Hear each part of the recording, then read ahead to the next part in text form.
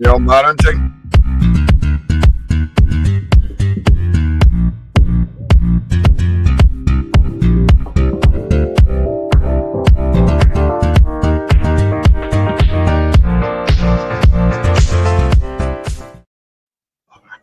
Well, welcome once again to another exciting show. This is our 97th episode, and we're not even going to get into the formalities. We got a special guest today, and we want to get right into this because a lot of people say that we don't get right to the point. So today we're going to have a special Toni Talks. We got a special guest. Jamal and I are going to remove ourselves so that she can get right down to the real nitty gritty. Okay, so you guys are. So Brian and Jamal, you guys are just in the green room, but as you know, you can pop in at any time, and I know you will because the questions about this stuff, which I don't understand at all, come on back. Yeah, because I'm gonna do. Oh, I got a question. That's fine, crazy. I'll see you later. So Lisa, welcome to our show. This is the craziness of us, right? Us Altadenians, and we try to have some levity. And Brian is our resident comedian. Jamal and I are the more serious two. Jamal's super serious. I'm midway, right? But we can all cut up when we need to. So, everyone, this is Lisa Carr-Smith. Lisa I'm going to let you talk about all of your credentials and the whatever, because I know you're a fiduciary, you're an estate planner, you are a mortgage broker, lender, real estate broker, all of that. If I missed anything, please say it.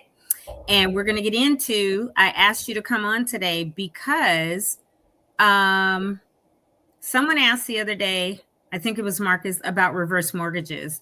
And what do we do about people that lost everything in the fire, but they have a reverse mortgage? And none of us know. So I was like, I know somebody that probably knows or can find out and come on and talk to us. So that's why I brought you on. So welcome to AltadenaTalks, and specifically today, the Toni Talks show. And yeah, just tell us a little bit more about you, who you are, what you do, and then we'll get into the nitty gritty of reverse mortgages. Okay. Well, I am a certified financial planner and have been that for probably 35 years. Okay. So I specialize in estate planning. I'm a mortgage broker, a real estate broker.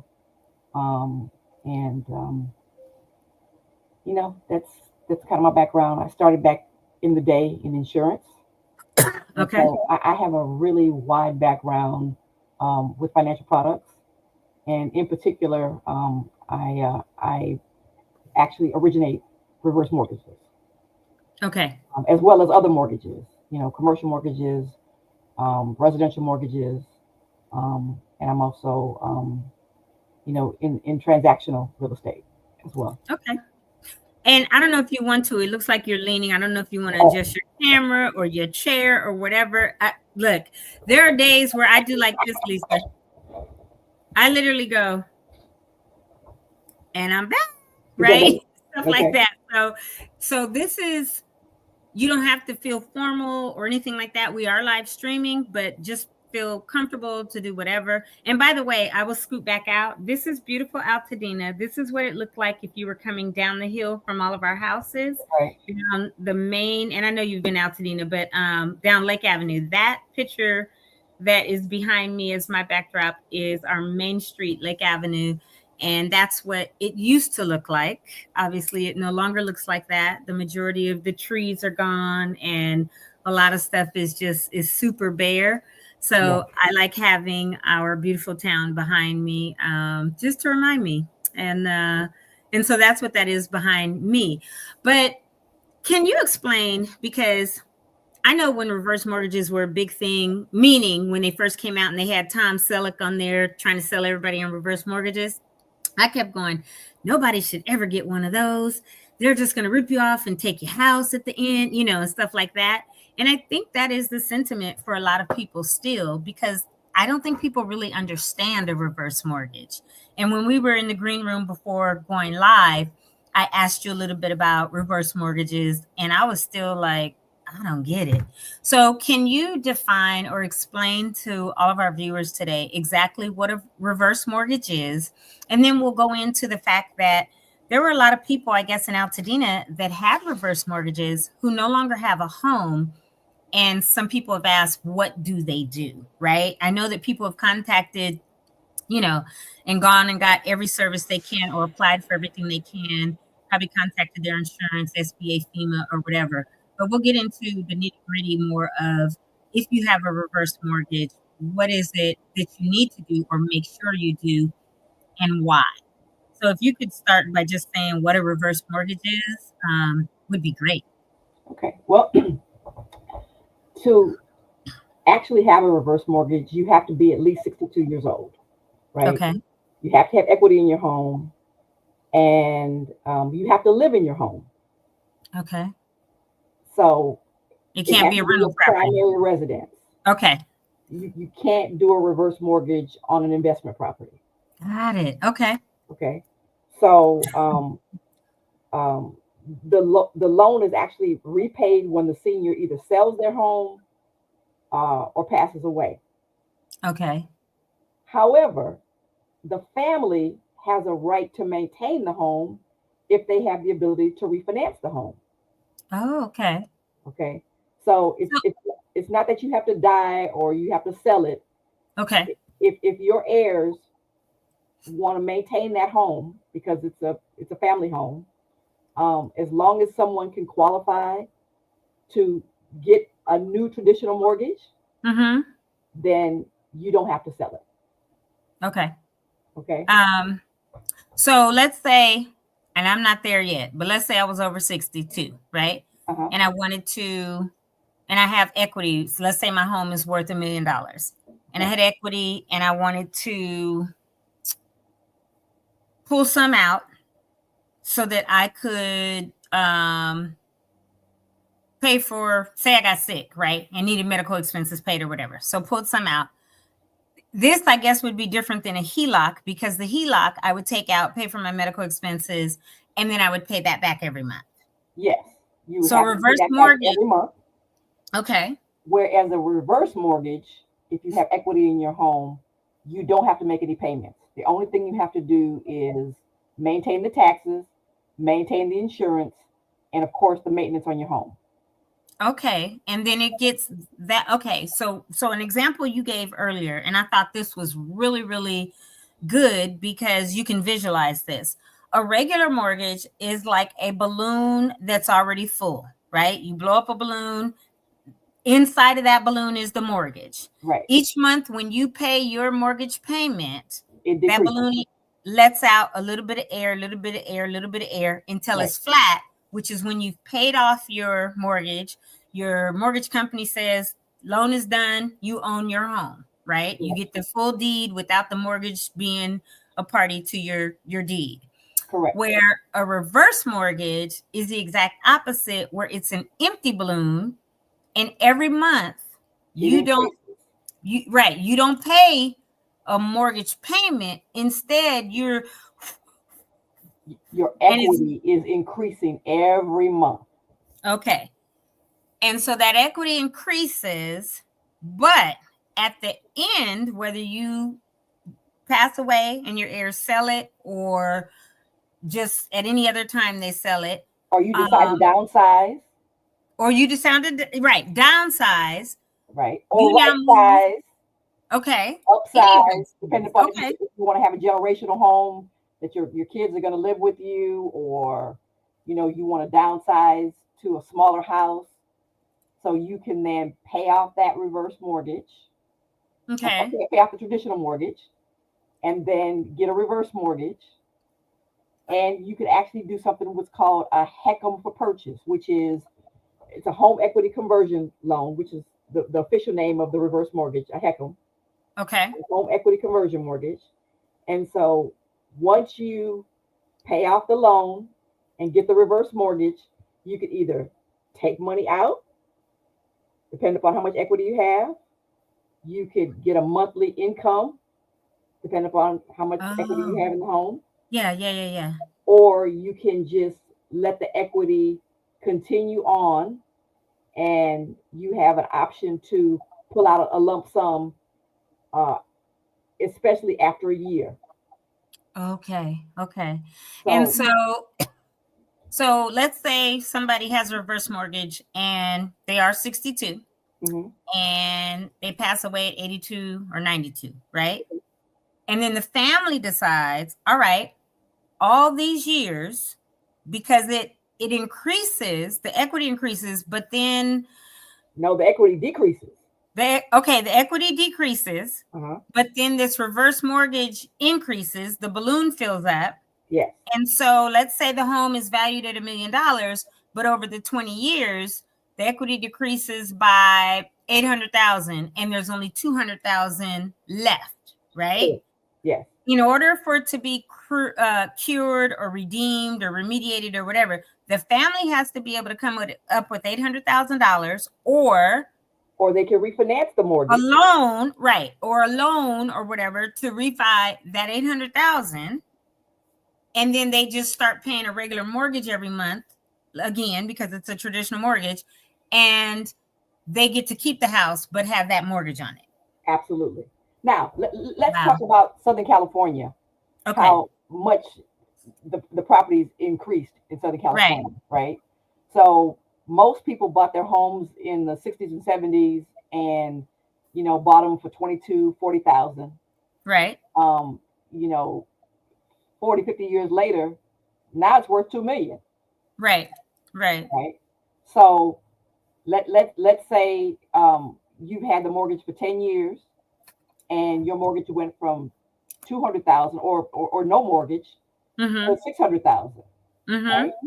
And so the 600,000 versus 2 million is a substantial amount of equity. And you would have to then, your children or your heirs would have to refinance the property. And you're able to, get a mortgage. Now, interest rates are really, expensive these days.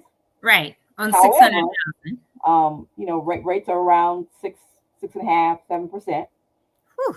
So if you can get a mortgage, at that cost, most of the mortgages require you to have, good credit scores and be able to qualify for the mortgage. Right. And some are still 20% down? Well, it depends.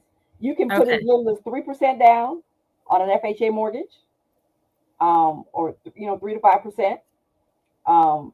If you have enough equity in the property, so let's use the example: 600,000 is owed on the property, right? And the property is worth $2 million, right? So you still have 1.4.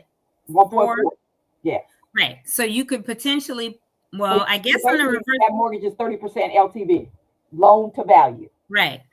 So could they pull that equity out to pay for that, or they would have to get another loan based on that equity to pay the 600,000 off? Well, you need to get a mortgage for 600,000, and you're still left with the 1.4 million worth of equity in the property, right? But the loan to value ratio is only 30%. Okay. So at the end of the day, you can really get a good mortgage because you have so much equity. Okay.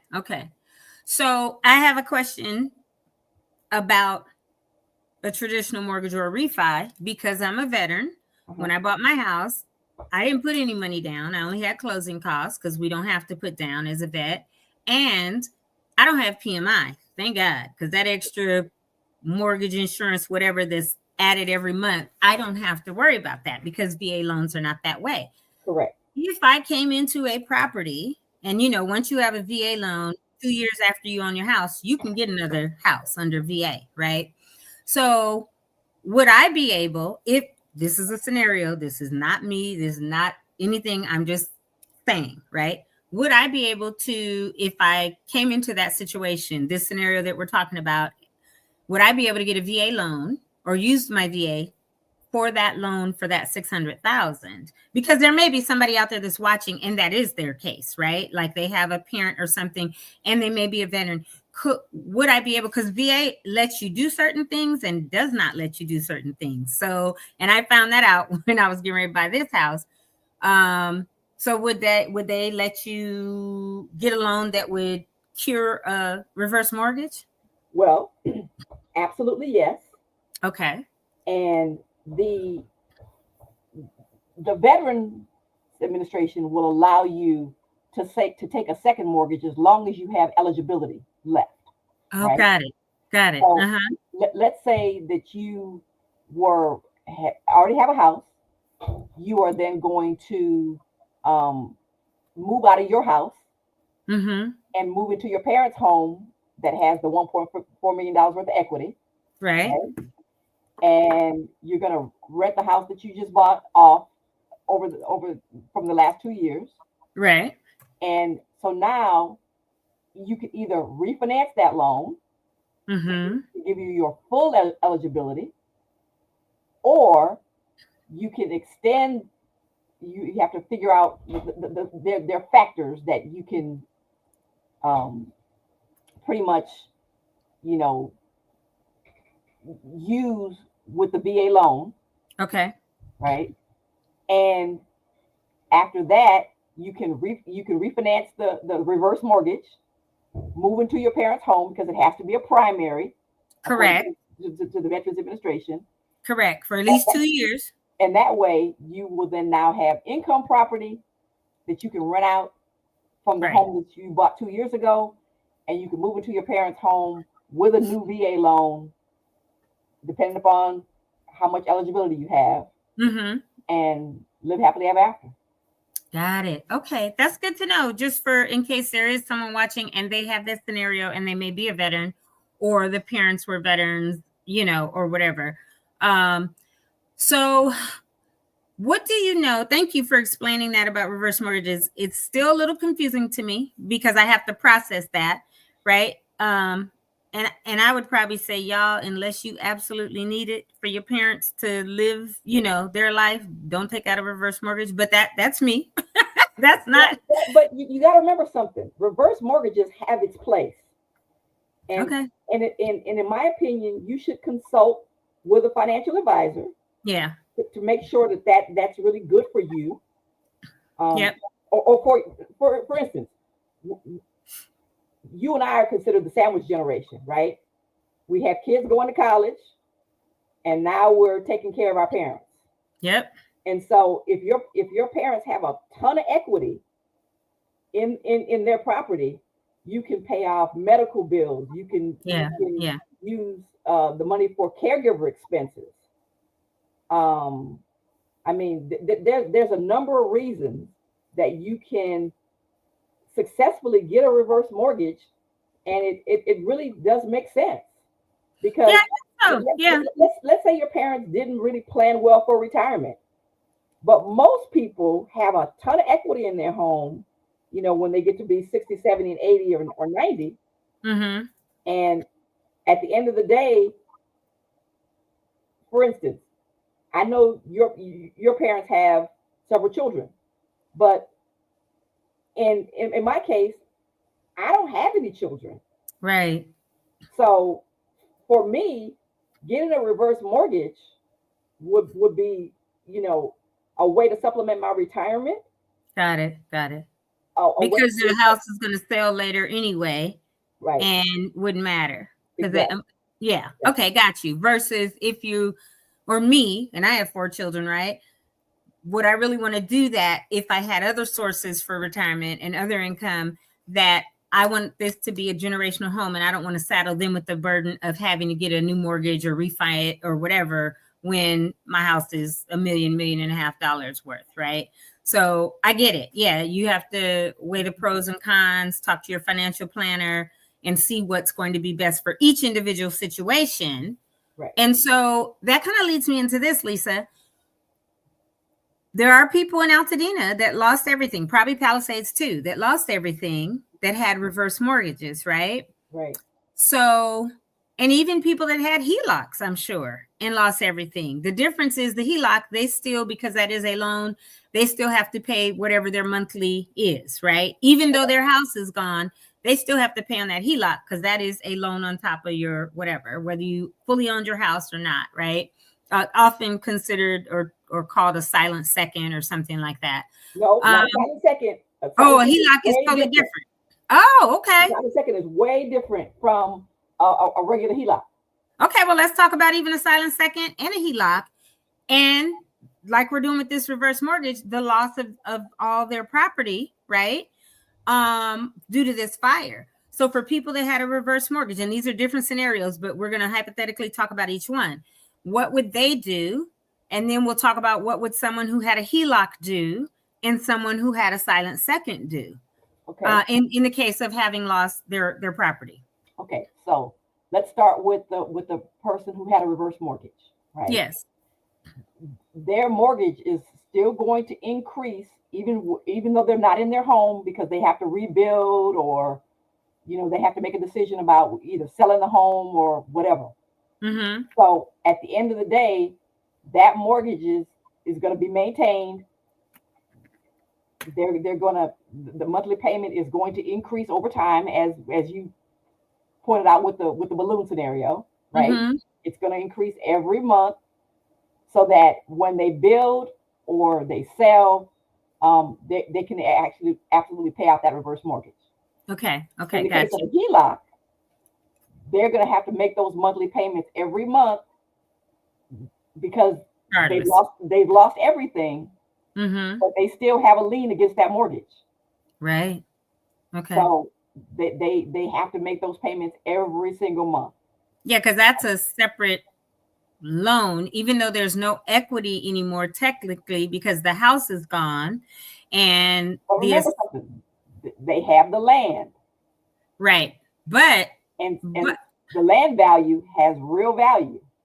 It does have value, but a lot of them right now, because once you lost everything, you filled out your calamity form with the assessors and you don't have the same value anymore because they've either made it zero or they've shrunk it down quite a bit because there's no more structure. And then a lot of them have the land value that was locked in from Prop 13. So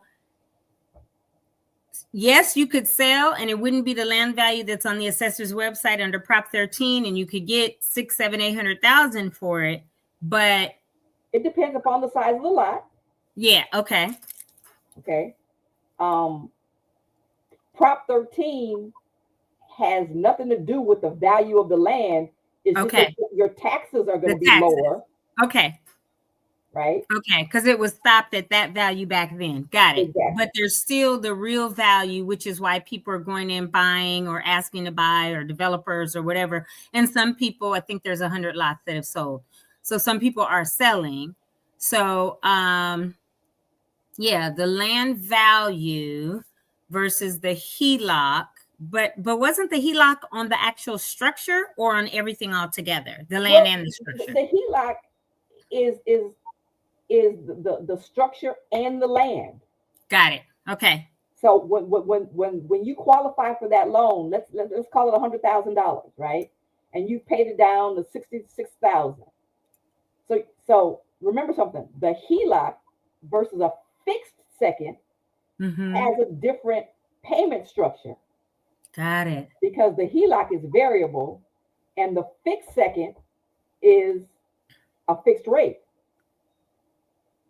Okay. So let's say you got that HELOC when the fixed rate was like 4%. Right? Got it. Yeah. So because the structure is gone, you still have the ability to use that line of credit. Got it. Okay. Okay, that makes sense. So now let's talk about a silent second. A silent second is when someone gives you a second trust deed and you don't have to pay it back. You don't have to pay it back? No. Let's say it's a program. But they have some equity in your house then? Yes, but a silent second is one of those things that, let's say you had a government agency, like the NACA program, they gave you, a down payment for to buy your house. Mm-hmm. So a silent second is not required to be paid back. And when you sell the house or whatever, it's not required to be paid back, and they can't It say, depends well, on how long you keep it.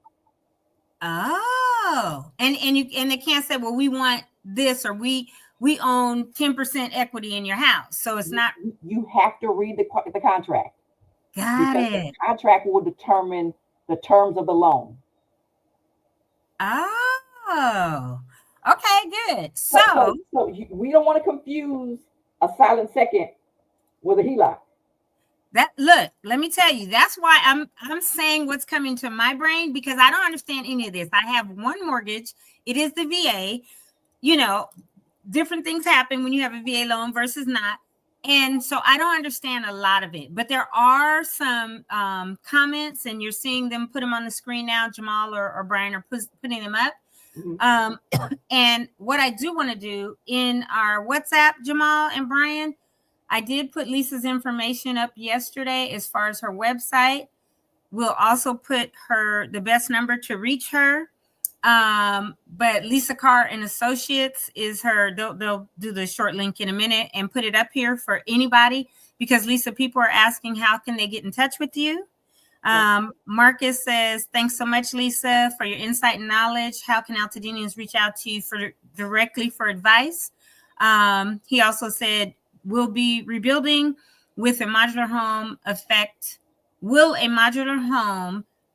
rebuilding with a modular home affect the value of the property negatively? Well, it depends, because, if you build a nice structure, whether it's modular or not, right, it's going to have value. Exactly. So, I mean, you just have to figure out the design, negotiate with the contractor, and when it's all said and done, a modular home might have greater value than a traditional home. Oh, yeah. And I forgot to say this. Both of us did at the beginning. Lisa's also a developer, because her and Josh just developed some properties. How many units is it? 10 units. 10 units. That's what I was going to say, 10 in LA. And I already have Josh like on speed dial, right, for the GC stuff, because I'm getting ready to connect him with a couple people. But I did forget to tell you guys that we were talking about her being a mortgage broker, explaining all of this, being a realtor. But Lisa became a developer also recently, because her and Josh, who's the GC, developed 10 units. So she also knows about that process, developing homes and all of that. So when you reach out to her, yes, if you want to talk to her about any of this, you can, even if it comes down to, hey, you can also help us develop our lot, right? I don't want anybody on here to think when we say the word developer, that means a huge developer that's going to come in and try to make something into apartments and all that.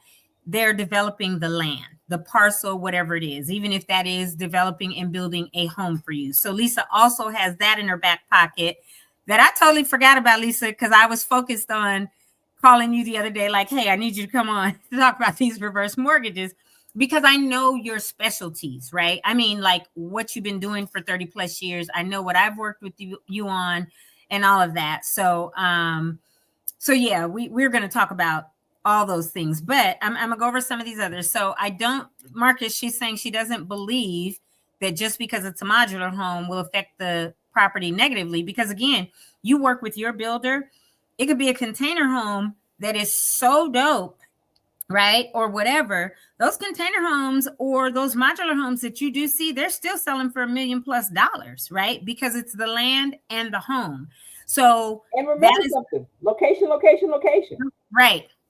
And everybody would love to live in Altadena. People want to live in Pasadena. Exactly. So, that's where the value comes. And then there was another one nope, that's not the one I was going to bring up yet.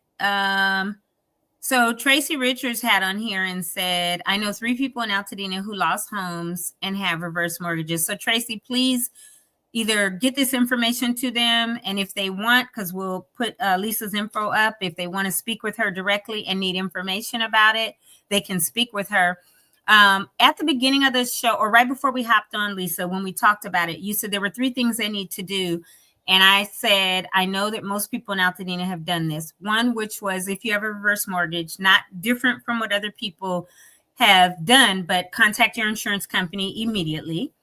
Contact FEMA and file your FEMA. And we know that all those deadlines have now passed. And then contact SBA if you need that loan. So hopefully everybody now, what are we, 5 months out almost, have done that. June 8th, I think, will be 5 months, but hopefully everyone has done that.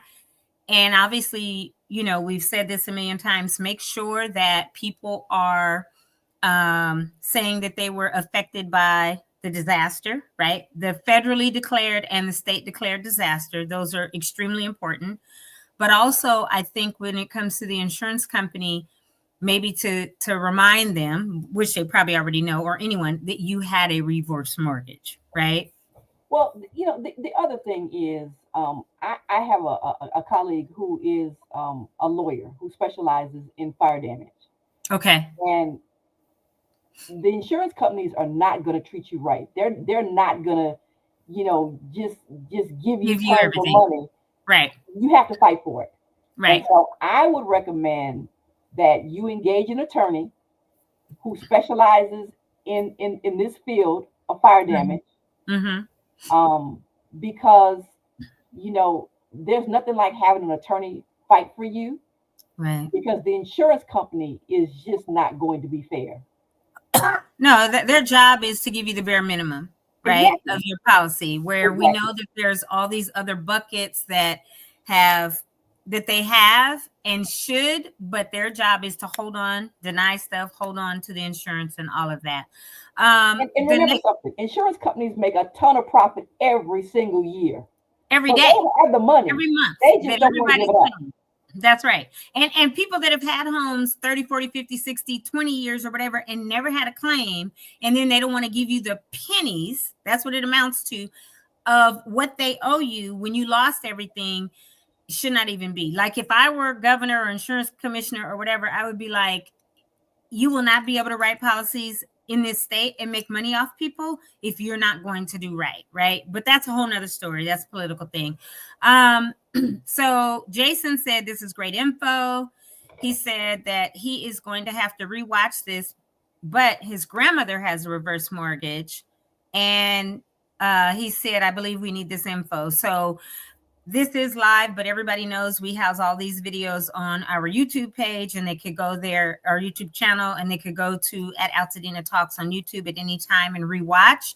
And yes, for those that do not have access either to the internet, not access, but don't get on the internet, some of the elderly who may not be so tech savvy or internet savvy, please share this. Please sit down with them and go over it. We will post Lisa's information shortly so you can reach out to her. And even if you want to speak with her about her colleague, who is an attorney that specializes in fire, then that's fine. That is her website.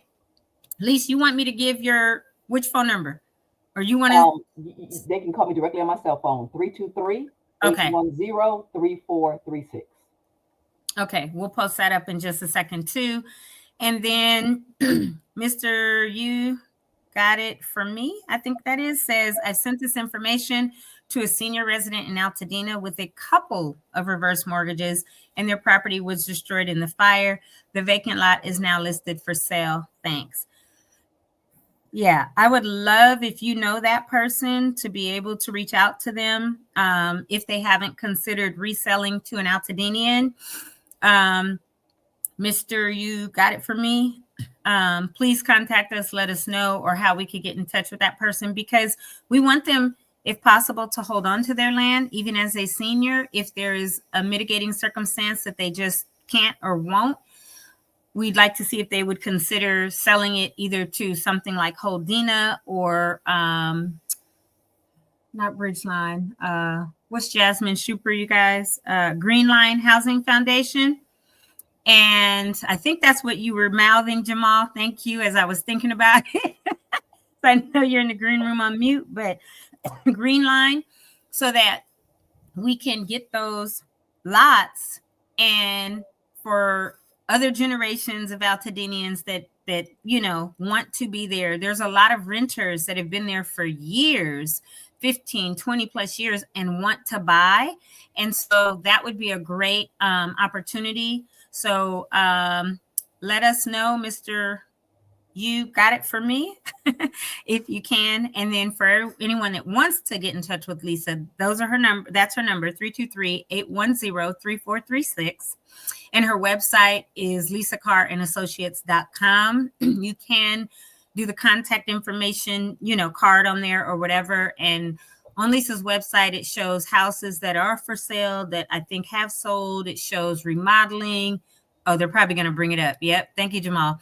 It shows a lot of really amazing stuff on her website. So you can go there and take a look. And definitely, if you want to get in touch with Lisa, do so. Let's see. Are there any questions? I know there have been a lot of comments. Do any of you who are watching have any specific questions for Lisa that we haven't gone over? Because Lisa, my mind is like, I still have to process, but I understand more now about a reverse mortgage, especially with the balloon analogy. Thank you so much. Because traditional is full. That's the big mortgage. Every time you pay, it eats down, the air goes out of that balloon. A reverse mortgage is an empty balloon, and every month it blows into it a little bit until it's full or whatever. I understand more about the process of either downsizing, you know, right sizing, any of that. Yes. But now this reverse mortgage is here. So how do we cure or remedy that and pay it off, whether we get a loan or whatever?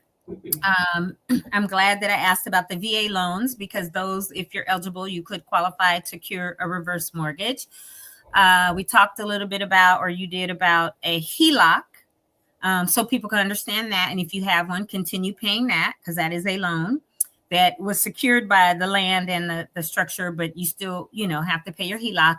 And then a silent second. So thank you, because I literally was like, oh, HELOC is just a silent second or whatever. And it's not. And so the fact that you clarified all of that for me, thank you. Because we here on AltadenaTalks really try to pride ourselves in getting accurate information. And so I would hate to say something and then it is totally false. Oh, I will say this. 2 days ago, when on Tuesday, when I think it was Marcus said, we need to find out about reverse mortgages, I made a statement that you have corrected me on, and I want everybody to know. I said, yeah, I believe you have 2 years to cure that, like after someone passes or whatever, to cure it.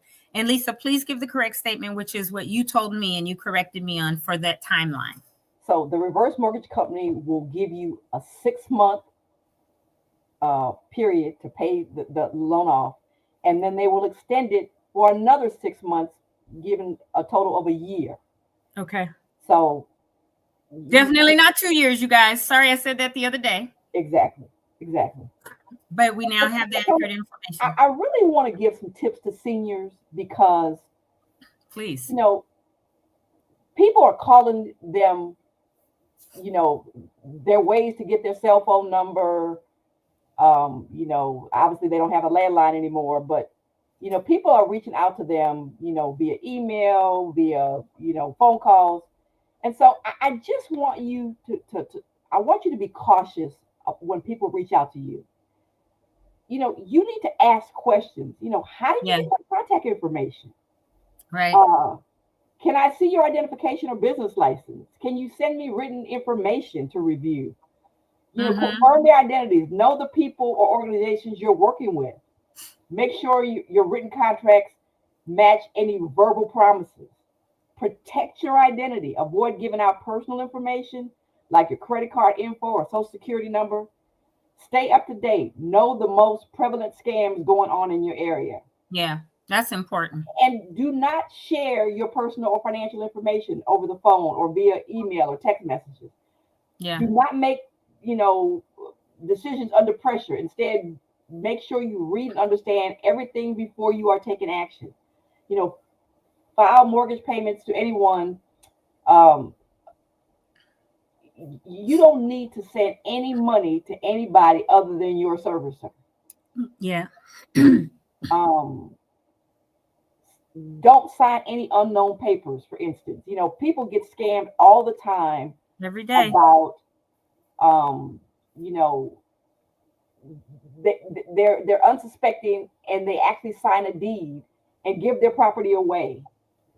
You don't need to blindly trust any representative or authority, whether they say they're from the government or the mortgage servicer or the person who, you know, who contacted you may not actually be from that organization they claim to be from. So remember, housing, counseling, and adjustments to your agreement through your servicer are always free. So you don't need to pay for anything when someone is reaching out to help you. Yep. So that's those are just a few tips that I want to caution seniors about, because, you know, seniors are very trusting. However, you need to avoid the scams.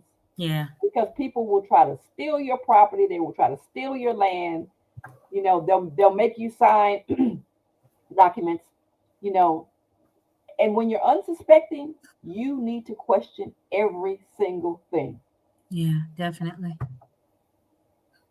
Thank you, Lisa. That's so important. And I'm glad that you thought about that, because, and Marcus said it, right? Great tips for all of us, but especially seniors, or certainly seniors, and especially right now, because the vultures are out there.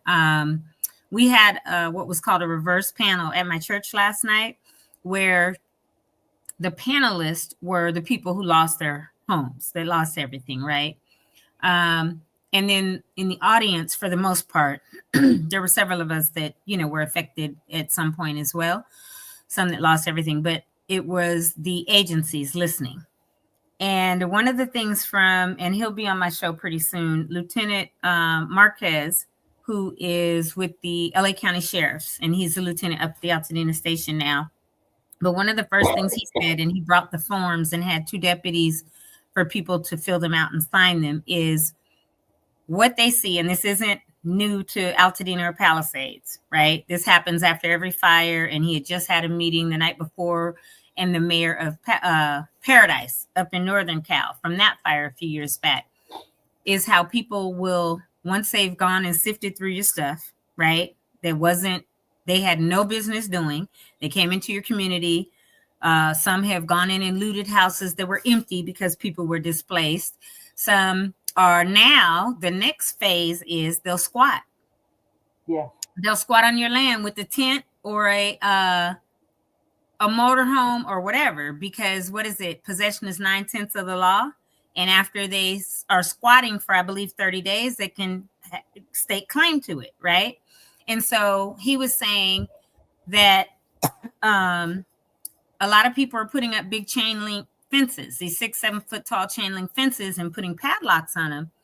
But, and I know, because I have a couple grinders here at my house, because, you know, I do all kind of home improvement and DIY, but you can go get those tools. I have the Ryobi that have the batteries, you know, the ion lithium batteries that you plug in. They're rechargeable or whatever, but they're cordless.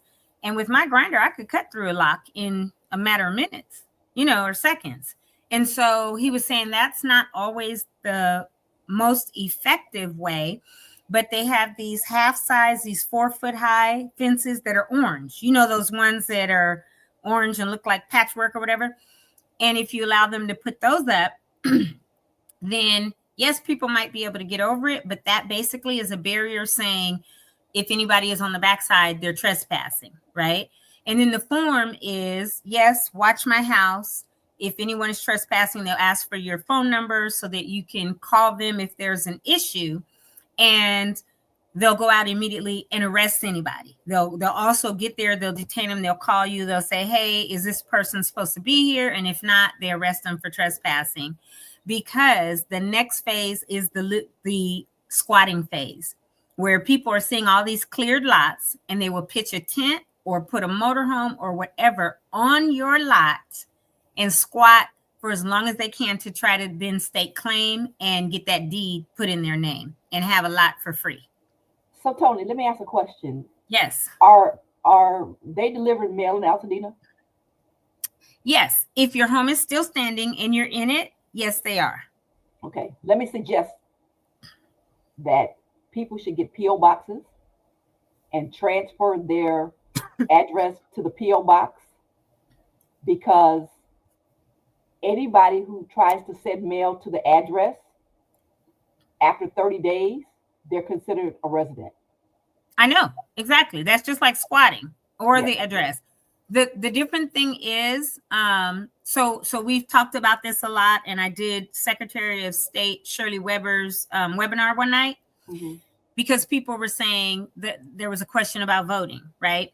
Well, voting mail is never forwarded, right? So even though people get forwards and get P.O. boxes, you have to literally go in and change on the Secretary of State's website so that your voting mail will go. And she also said in LA County, we are a VA, voter access county.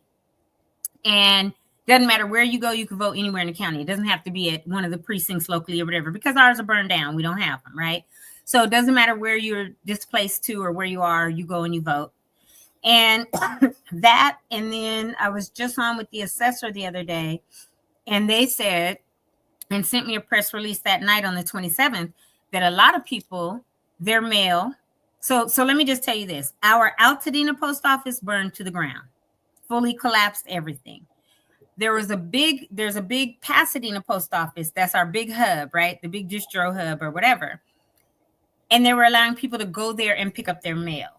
That ended, was it the end of April? I think the end of April. Yeah, because we're in May now. So the end of April.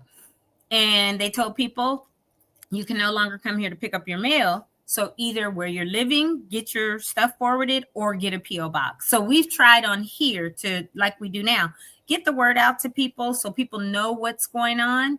And yes, get either a P.O. box or go directly into whoever you need to, change your address to where you are, or your P.O. box, forward it or whatever. Because yes, if people park something on your lot, pitch a tent on your lot, put a motorhome on your lot, is what the sheriff said to me last night. And so I was like, I need your card. I need you to come on in a couple of weeks and explain all this. And he's going to. Or have mail sent to that location, and over 30 days, they're considered a resident. And just like if they were at your house, you have to evict them. There's a whole nother process. Now, hopefully, because everybody knows your lot, based on the county assessors and the fact that there's nothing, if you got a replacement deed, that is your lot. You may have to fight whoever's trying to do it, and it's horrible, anybody that is trying to do it. But we know how these people unfortunately are out here. So that's tips, not just for seniors, but anyone who lost anything and has a lot up there. And another thing, make sure, and we're going to have a financial planner come on here. Oh, you're one. We could do a whole nother show with you. But people need to make sure that they are handling their business when it comes to their deeds. We know that a lot of people in Altadena, these were generational homes, and deeds are still in great grandma's name, and they're struggling trying to be able to get insurance to cover anything. I was just made known a couple days ago about someone on the street that when they moved in, we believe the lady was married still to an ex-husband. Now she's with another husband. Their house is still the only house on the street that's standing that was burned down because that ex-husband's name is still somehow connected. And so the wife and the current husband can do nothing. Army Corps of Engineers will not touch that house because everything was never changed over.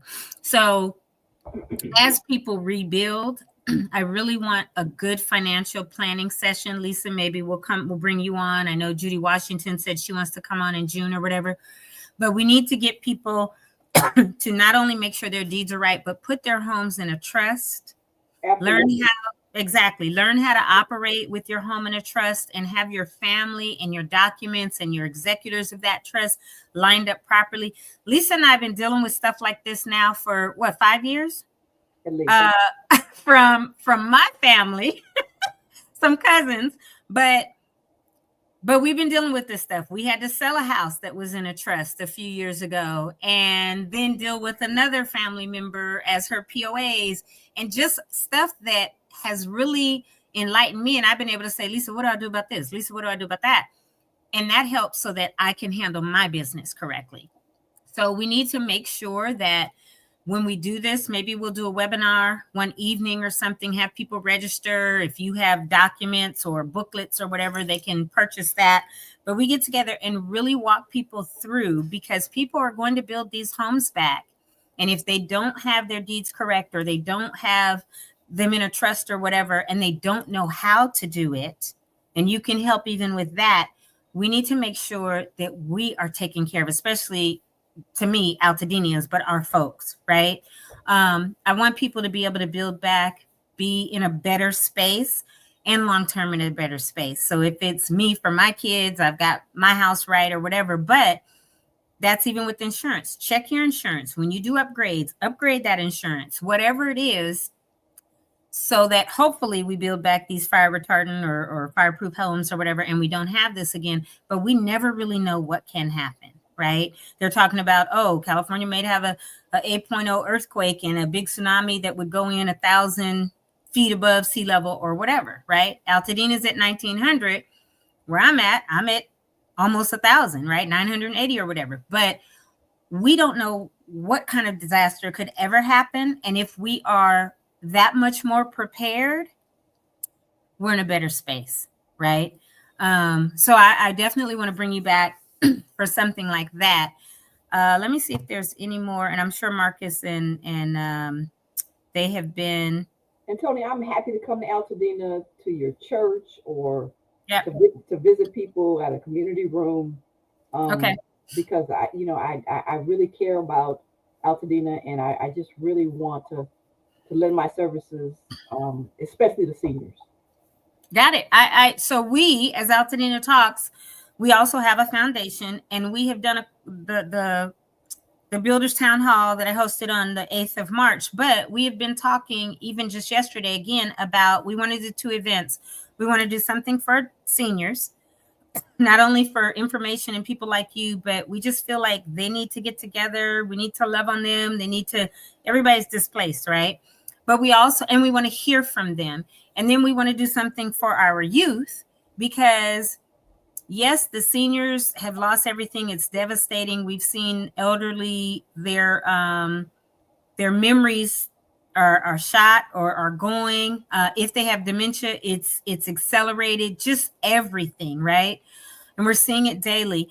But on top of that, then we again are the sandwich generation. We have these younger than us, and particularly these K through 12 or preschool through 12 grade, right? Who have lost not only their homes, but their schools, lots of them. And so we want to do something where they can come and talk to us about their emotions. Now, granted, us in our 50s, 60s, people in their 40s, 30s, whatever, that lost everything, might be able, because they have some experience and have some life behind them and lived. They've had some trauma. They've had to deal with some things. So they might be able to navigate a little better. But a child who has never had anything major happen, other than COVID, which was major because they didn't go to school and had to do homeschooling and all this kind of stuff. But then now this, a few years later, and now they've lost their home and their school and all their clothes and toys and everything that was familiar to them. And even those that are autistic or have special needs on top of that, right? So we know some people that are therapists and that I know that deal with children. And so we as a foundation, the 3 of us, are trying to plan something now. So I appreciate you saying that. I will be like, hey, Lisa, or I'll text you like, hey, we figured it out. This is the date. What can you do? We'll set it all up and do that definitely, because it is so needed in our community. An event for the seniors with people like you that can come and talk to them in person, and an event for our youth. And the same thing. Yes, there have been carnivals and all kinds of stuff, but we need to get to the point now of people need to be heard. People need to talk, cry, laugh, all of that together. And we're doing everything we can to either promote events like that or curate something. So I will definitely be in touch with you when the time comes for that. But we're at 11. We're just about at time. I want to be mindful that I asked you to be on here an hour, because our show, we can get on here and go for an hour and a half, 2 hours easily, but not today. Jamal and Brian, did you want to pop in? And do you have any questions or comments for Lisa?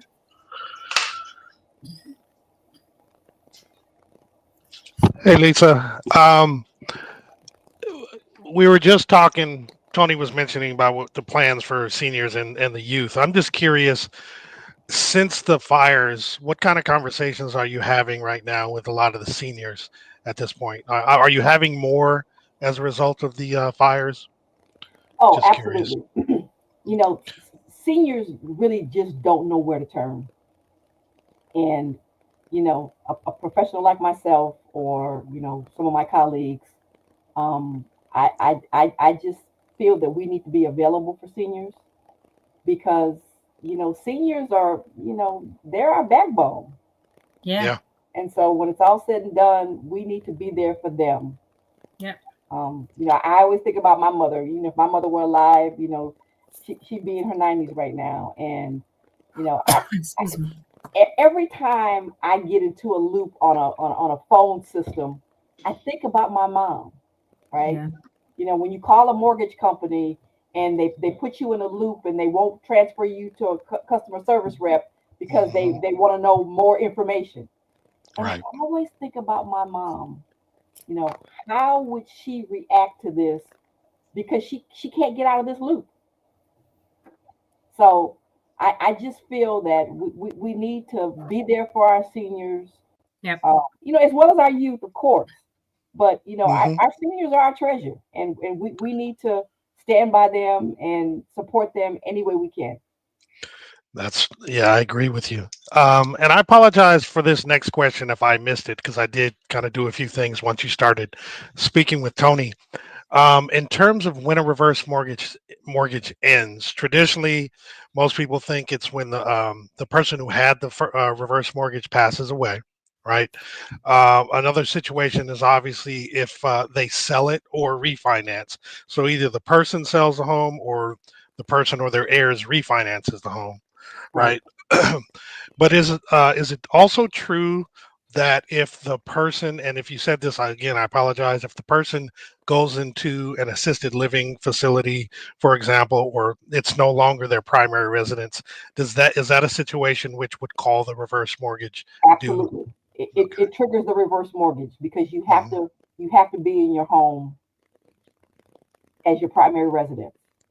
So if you go into an assisted living for 3 months and you come out, you don't need to worry about that loan being called.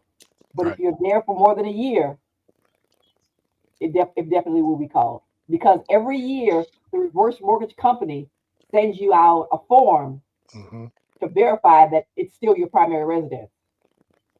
And if you don't complete that form, they'll send you another one. But at the Mm. end of the day, they will, send someone to inspect and they'll call the loan.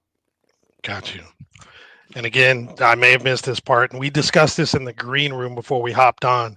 I know you mentioned some of the qualifications, I'm sure, for reverse mortgages, but one of the things that I have a little bit of a background in mortgages, um, but things that I used to hear back in the day was people who wanted to get them but didn't have enough equity in order for it to actually make sense, right? So maybe they own the home, but they only had 5% equity in their home, and it's only a 10, 20, $30,000, and it's not really it doesn't put them in a good position. Right. So if they do want to get a reverse mortgage, it is key to have significant equity in your home, meaning Of the course, loan to value, right? it's age, hmm equity in your home, the value of your home, hmm because that makes a huge difference. And it could If change. you bought your property at 40,000 and now it's worth $1 million or $2 million or $3 million, I'm actually doing a reverse mortgage right now for someone who has um, a, a $2 million home, but she only owes like 400,000 on it, and she's in her 90s. So, when it's all said and done, those are the factors that we have a formula that we calculate to Sure. determine whether or not you can actually qualify for a reverse mortgage. That's great. And I think they're amazing. The fact that they pay you versus you having to pay, I think it's kind of crazy. A lot of people don't really get that concept. Although interest does accrue, right? And every Yes. time you get a payment, where when you receive a payment, the loan amount goes up. So Right. to the analogy that you had with the balloon getting bigger for a reverse versus getting smaller for a regular, I think that's beautiful. I appreciate you coming on. I thought it was very enlightening. I think you've cleared up a lot of stuff for a lot of people, and I look forward to having you come on again, speaking about the other areas of your expertise, because I think folks will definitely benefit from that as well. Absolutely. My pleasure. B? I don't have anything.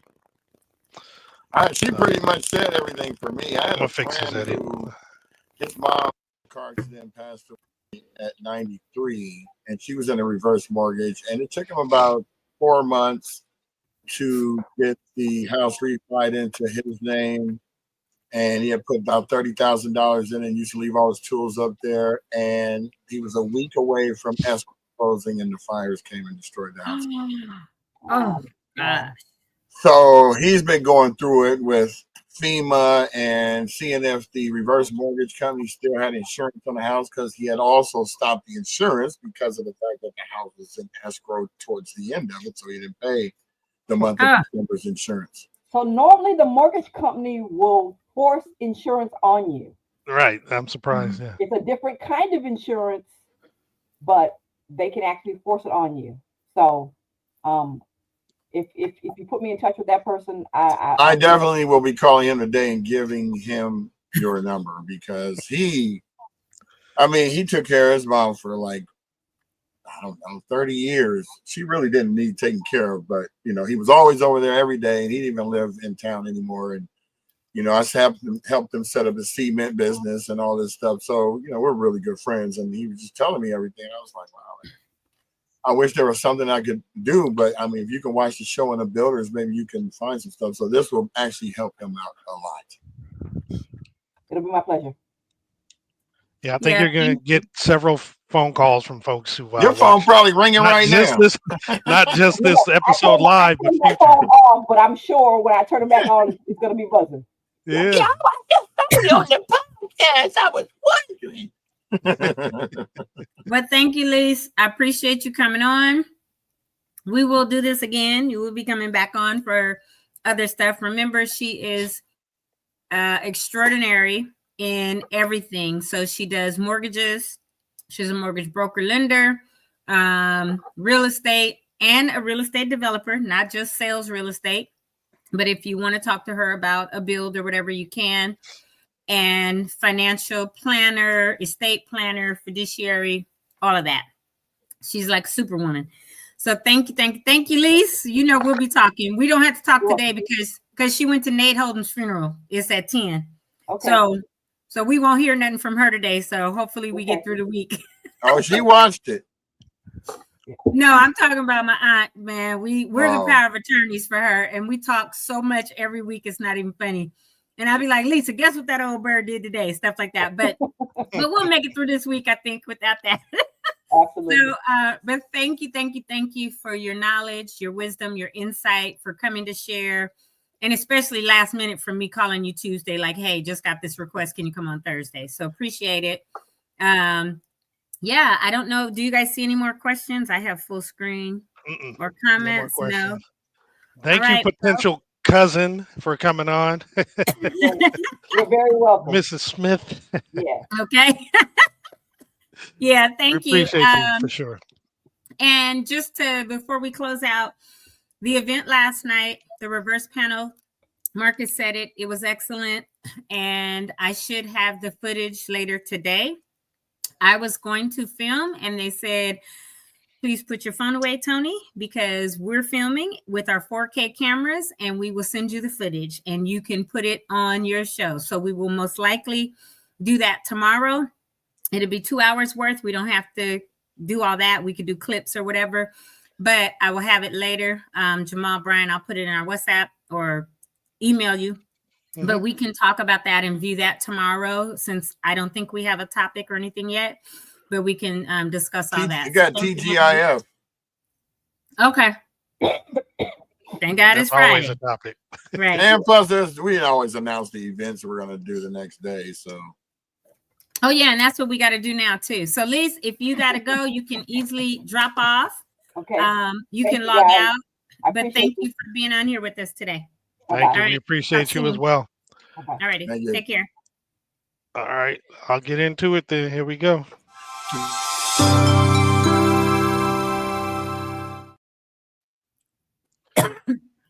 Always got to move this last banner. There we go. So, disaster recovery centers on Woodbury. Tomorrow is the last day to actually use it at this facility. So it's open today from 9 to 6 and open tomorrow from 9 to 4. However, after tomorrow, you're going to have to start going to Altadena Community Center. So that's June 2nd. This is located at 730 East Altadena Drive in Altadena, and they're only open Monday through Friday, and that's going to be from 9 to 5. They're closed on weekends, and there'll be several departments from both, the LA County, and there'll be federal agents on site as well. The One Stop Permit Center is still located at 464 West Woodbury Road, Suite 210, with walk-in hours Monday through Friday from 8 a.m. to 4:30. And if you'd like to have a consultation, you can do a Monday, Wednesday, and Friday, 8:30 to 12:30, or Saturday, 8 a.m. to noon. If you want an appointment with Southern California Edison, they're available Mondays and Wednesdays from 8 a.m. to noon. And to schedule that appointment, you would go to the website, recovery.lacounty.gov/rebuilding/one-stop-permit-centers. This next one is for those who opted out of the right of entry or didn't do anything, didn't submit a form at all. You have until this Sunday to actually get your debris removal permit and hire a licensed contractor. The next deadline is, once that's established, is to actually completely remove the debris from your property by June 30th. And again, this for people who opted out or didn't submit a form. Now, if you haven't done either of these, and especially after June 30th, if your property is not cleaned up, the county may deem it a public nuisance. And if so, they may take it upon themselves to remove the debris and then pass the costs on to the homeowner or property owner. And if need be, they will recover their funds through a lien on your property. So do your best to avoid this situation and take care of what you need to by these deadlines. That was yesterday. We just talked about that. Forgot to pull that one out.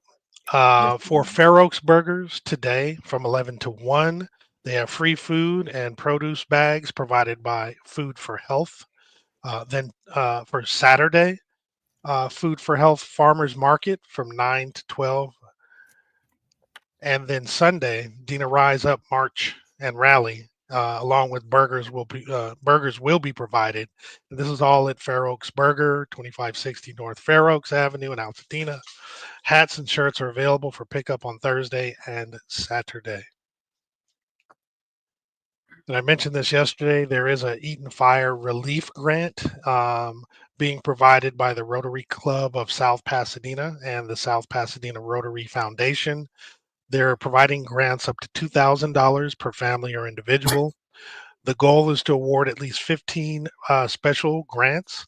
The applicants with employment in South Pasadena will get special priority, review priority. The deadline is Saturday, May 31st at 9 p.m. Pacific.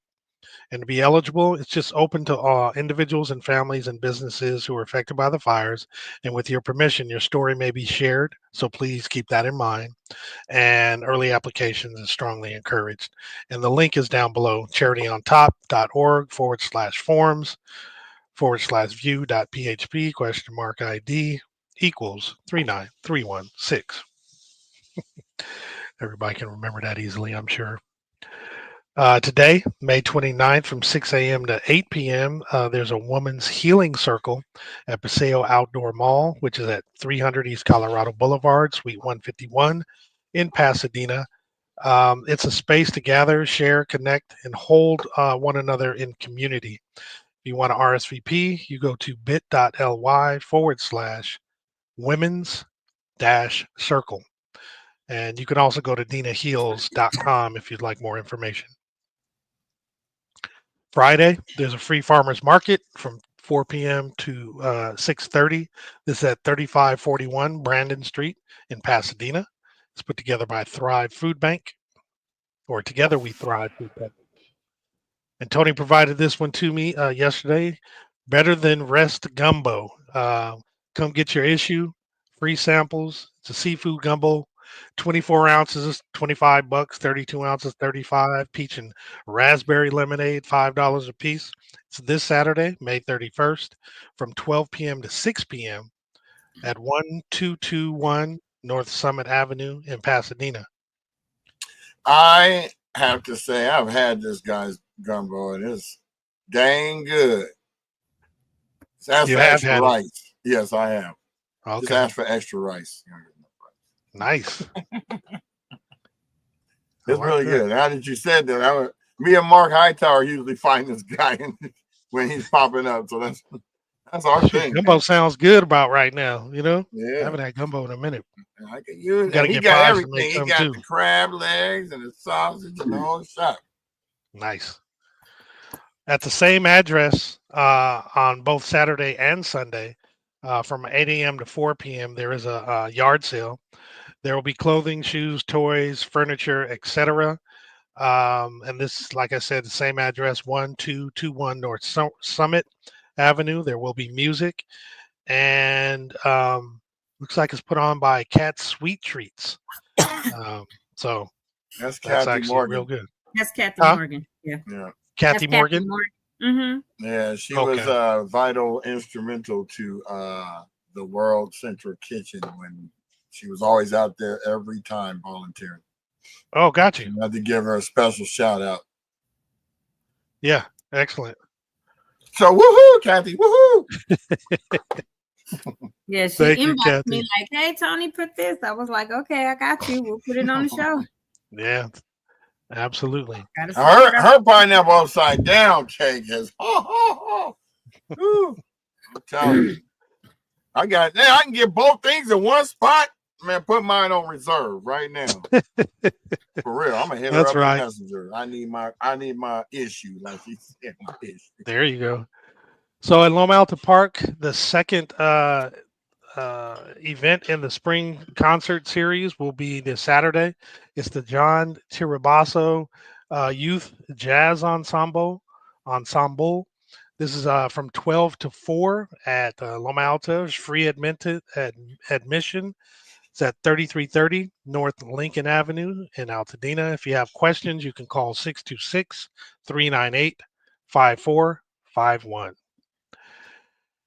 And then we actually have Chris's event, Rally House Productions. It's a meet and greet, mix and mingle, located at Calaveras Mexican Restaurant, which is at 187 North Sierra Madre Boulevard in Pasadena. There's going to be resources there, guests, and community information. It's designed to be there for to support those impacted by the Eaton fire. So again, it's at 4 p.m. at Calaveras. Definitely come check that out. It should be a nice event. Yeah, there's going to be some young ladies there from UCLA. They're in the psychology. Some are getting bachelors, some are getting masters in psychology.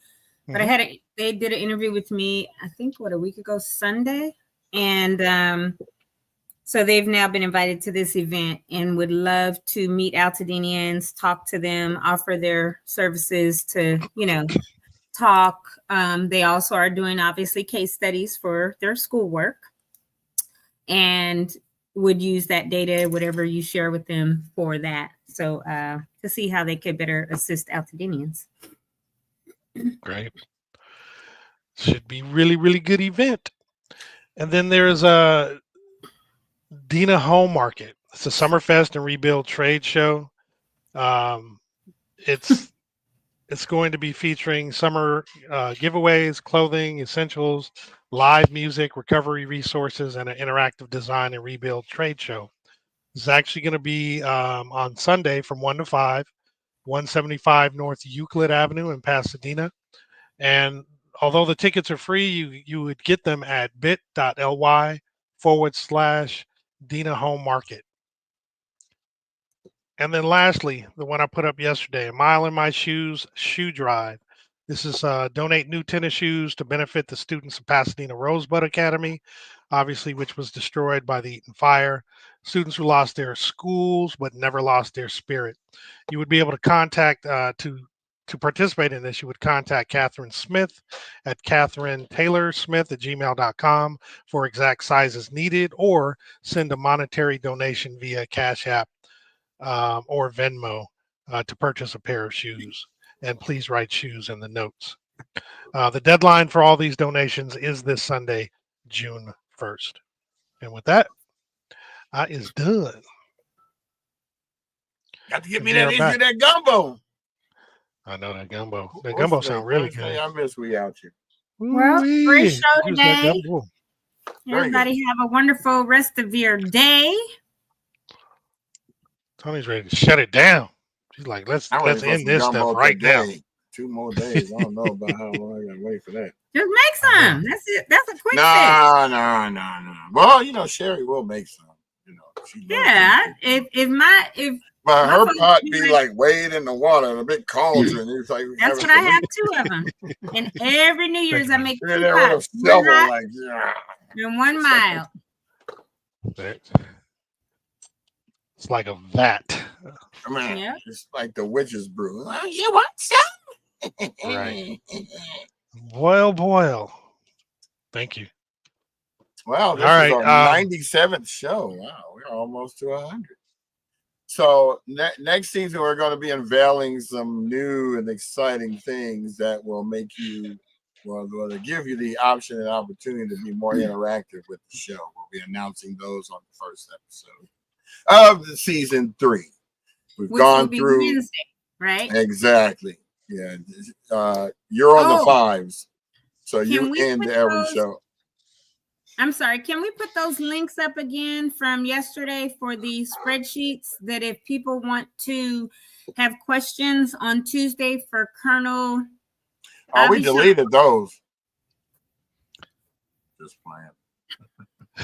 Not that one. Not that last. There it is. Yeah.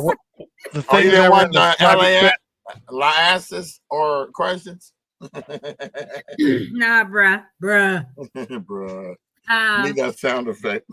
So this one, you guys, if you weren't on yesterday or didn't replay, on Tuesday, I'll be having a conversation with Colonel Sonny Avachal. I always try to say his name right and mess it up, but it's he is Army Corps of Engineer. He's the colonel that is overseeing the cleanup in Altadena and Palisades. And so he has agreed to come on the show. And I would like to have some questions that we can give them tomorrow or Monday so he can look over them. That doesn't mean these are the only questions you'll be able to ask. But if by chance you have questions, please send them there or click at that link and fill out the form. Excuse me. And we can have those prepared for him. Obviously, one question leads to another question, leads to another question, or an answer leads to another question.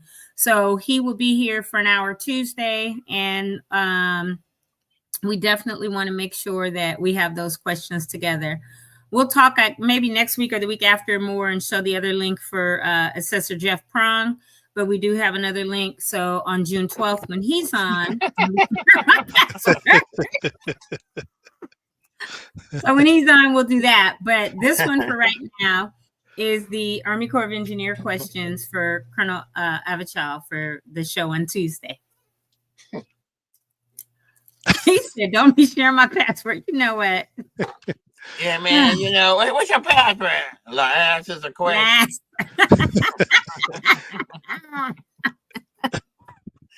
You heard me. With 2 A's and 3 S's. Hilarious. Oh, 5. How many is in there? Is there 4 or 5? A lot. 1, 2, 3, 4, 5, 6 S's in there. You got a lot of S's in that last. Glasses or questions? Your choice. All right, good people. All right. We toodles, appreciate you everyone. all. Hope you have fabulous days and tune in for episode 98. Seconds to the side. I know you hate my 98. Oh See? yeah, we got to play. Can we get away with playing that? Yeah. Or maybe I just think that clip? I think that they don't ding you on 10 seconds. Oh, I On need to. what? I need to make a video, Brian. That we could open the show with tomorrow because it is a national holiday. My daddy will be 88, and so tomorrow, and that is a national holiday. Okay, that's a worldwide holiday, as far as I'm concerned. You don't want to use this one? No, it's gonna be pictures. I'm gonna send you some pictures in the WhatsApp of my dad, so we go open the show with a montage of my daddy tomorrow. Oh, you better send that quick because I'm I only got the day to work on. I'm I gotta getting do ready those other ones too. So, Okay. Cool. all right, y'all about to go into our personal business discussion. So we don't want that. One of these days we're gonna let you see the behind the scenes, but not this. Hi, everyone. Hope you enjoyed the show. Replay it or send it to someone that needs it, or sit down with the senior and share this information. Peace.